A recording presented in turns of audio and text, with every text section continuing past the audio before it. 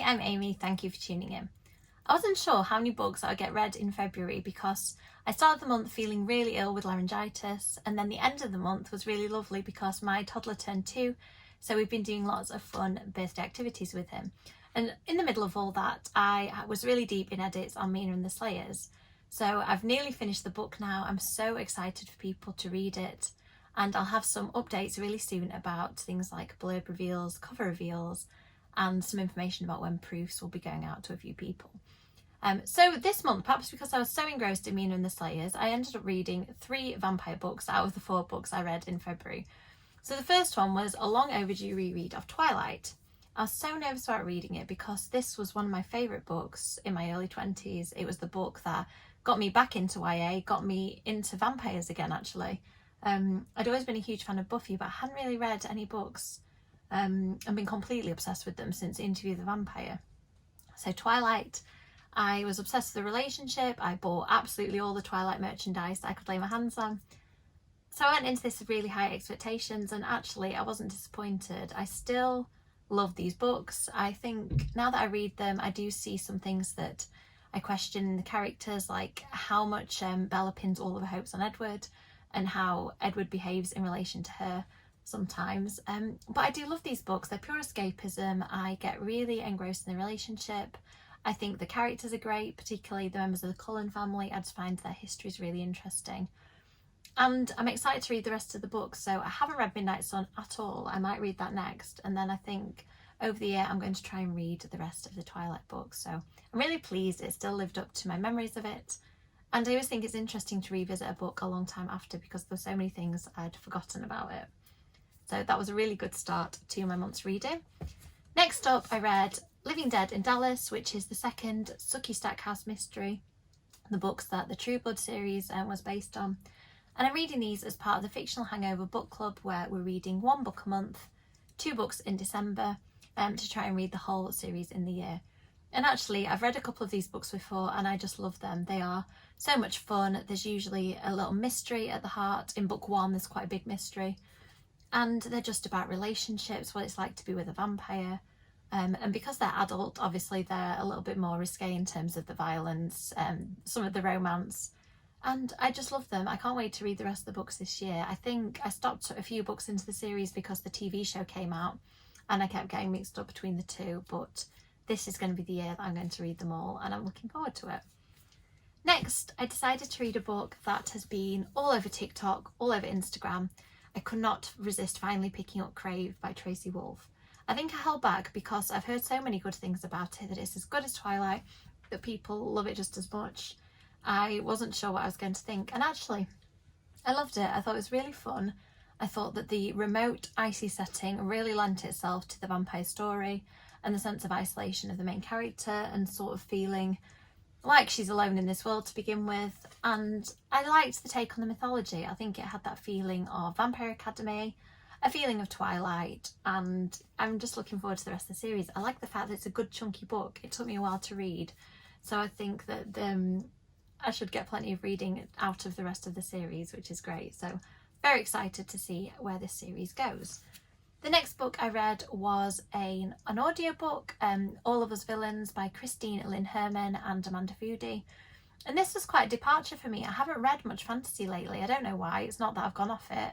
I just haven't felt really compelled to read it. And actually the premise that had a bit of a Hunger Games feel to it of a group of teenagers in this cursed town have to kill each other in order for the victor to become the wielder of high magic, and their family will get access to high magic for, I think it's the next 10 years. Love that premise, and the execution of the book is absolutely brilliant. It has multiple narrators, which again is something that sometimes I find confusing because there's so many characters to keep straight, and actually the authors did this brilliantly. I was really rooting for some characters. Some of them I completely changed my opinion of during the book, which I really loved. And I just thought it was really compelling. I don't know whether there's another book in the series, but I hope so, because I've got so many questions and so many things I want to see resolved. So if you're into fantasy of the Six of Crows type vibe, I would definitely recommend it. And if you have recommendations of fantasy like that, please let me know, because I've now got a thirst for a genre that I didn't even realise how much I enjoyed. So next up, there is a stack of books that I got halfway through and didn't manage to finish this month.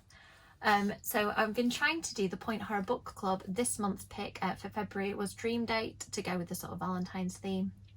And unfortunately, I didn't get a chance to finish it. I did sort of pick it up, quite enjoyed the beginning of the book, but haven't got any further than that. So next month it will happen, and I'll try and read whatever the book club pick is for March and try and read this book as well. So probably too ambitious, but I'm going to give it a go. Another book that I have nearly finished is Tunnel of Bones. I'm actually listening to the audiobook, but I have the physical copy too, Maidenly, because it's so pretty. I've wanted to read this for ages. It's got the Paris catacombs and lots of Parisian myths in it. And because I've been to the catacombs and visited a lot of the spooky locations, I was really intrigued by this book. And it's so good. Just like the first book set in Edinburgh, it's really creepy, really steeped in mythology, and I'm just really enjoying it. So I think I've got about probably the equivalent of 50 pages left. So I'm looking forward to seeing how it all wraps up. And then finally I can get to the New Orleans book, Bridge of Souls, which is probably the one I'm the most excited about. The other book I'm still reading is In Every Generation, because it's one of those books where I'm reading a little bit of a time and going, oh gosh, I've just read 50 pages, I need to stop and make it last. So In Every Generation is the next book in the Buffyverse, and quite often when things are set in the Buffyverse, I'm quite picky and I enjoy them for what they are, but I don't feel like they're actually part of Buffy. And this really does just feel like it's a continuation, where Willow is an adult and it's about her daughter, who is a witch, and who is next in the line to be a slayer. And I think that Kendara Blake, she is a huge Buffy fan, so she is deserving of the role of writing this book. She has just really captured the feel of Buffy, the voice of the characters, and that feeling of real family in the case of Willow and her daughter, and found family with some of the other characters. I'm just loving it. I really don't want it to end. I know there are going to be more books, but I'm going to try and make this one last and hang on to it a little bit longer. So I think I'll probably finish it in March, but I am trying to save it for as long as I can. So next up, a book I was really excited about and then didn't get a chance to read, Victoria Stitch, Free and Famous. I loved Victoria Stitch, Bad and Glittering. Victoria is a sort of wicked whiskling who is an anti-hero as opposed to the hero of the book. She is the hero of her own story, but she does some villainous things. And I really like that she's quite a morally ambiguous character. The last book ended with her going into the human world, and I had a little read at the beginning of this one, and she is already causing mayhem for humans. So whisklings try and keep secret from the human world, and of course Victoria Stitch has her own ideas about that. So I love this series. I think that Harriet Muncaster's illustrations, as you can see on the front, are absolutely beautiful. So this is another one that I'm really looking forward to, and I'm going to try not to race through it like I did with the first book. I did promise I was going to read some Goosebumps books this year, and I haven't done very well. I've read Say Cheese and Die so far, and this is one of the rebranded ones with the sort of new design, but new overall design, but old illustrations. I really like how they look. So I'm going to try Welcome to Dead House. I think this was one of the first books, if not the first book in the series. I love Say Cheese and Die. This one sounds really fun. Somebody that when I mentioned it on a previous video said that it is one of the scariest Goosebumps books that they read, so I'm looking forward to that. Next up on my list for this month is the just released The Last Firefox by Lee Newberry. And this book is middle grade. It's seen absolutely loads of hype. It is about a young character who has two dads, and it's very much about their family and about the character. I'm just going to check that I don't mangle this. So the character ends up being the guardian of a fairy fox called Cadno. And Cadno isn't an ordinary fox, he's a firefox, the only one of his kind, and a sinister hunter from another world is hot on his trail. I love the idea of the magical quality to it and the fact that it's about family, and I just think the illustrations, like Harriet Muncaster's The Illustration Game, is really strong this month. It looks great, and I think that this will be a really lovely read. Next up is a YA book that I've been meaning to read for ages. I pre-ordered the Inheritance games. I saw Kat Ellis talking about this. I think, oh, she has blurbed the book, saying that she really loved it and then instantly forgot to read it. And there's been another book out since, so I really need to read this one. So the blurb says, she came from nothing. Avery has a plan, keep her head down, work hard for a better future. Then an eccentric billionaire dies, leaving her almost his entire fortune. And no one, least of all Avery, knows why. They had everything. Now she must move into the mansion she's inherited. It's filled with secrets and codes and the old man's surviving relatives, a family hell-bent on discovering where Avery got their money.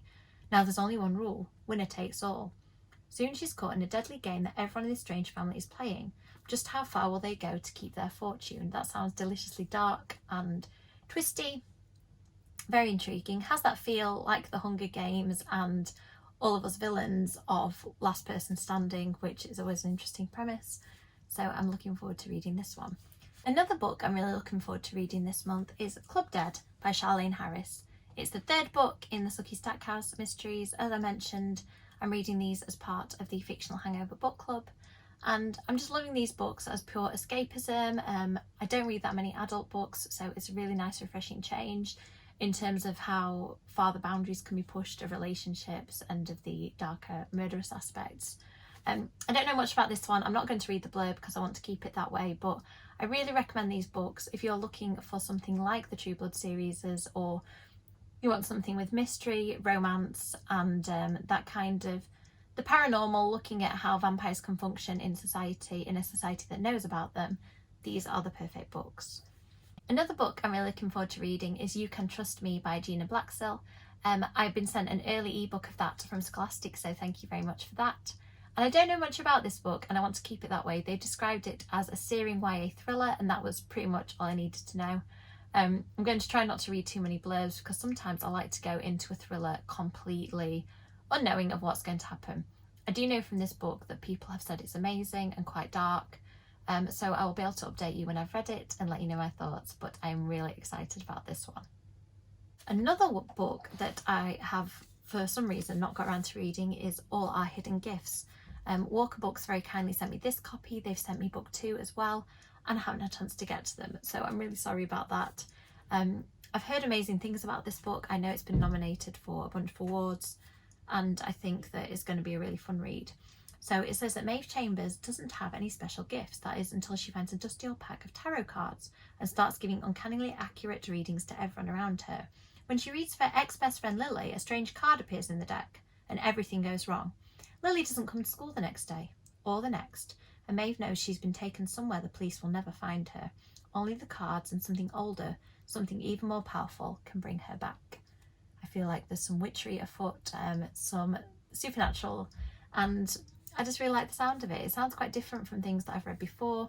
I'm very interested in witchcraft, interested in tarot, so I'm wondering how all these things are going to come into play. And that is it. I feel like it's quite an unrealistic TBR pile, especially because I still haven't finished writing my book, but I'm going to give it a really good go. Thank you so much for watching these videos. I do appreciate it. I know I went a little bit quiet during February and January when I wasn't that well. Thank you for everyone that stuck with me. I do enjoy interacting, so please leave comments if you'd like to chat about any of the books. Please like and subscribe, it really does help. And thank you so much for joining me on this journey. I'm still really enjoying doing YouTube videos, and I will have more fun content soon. Thank you for watching.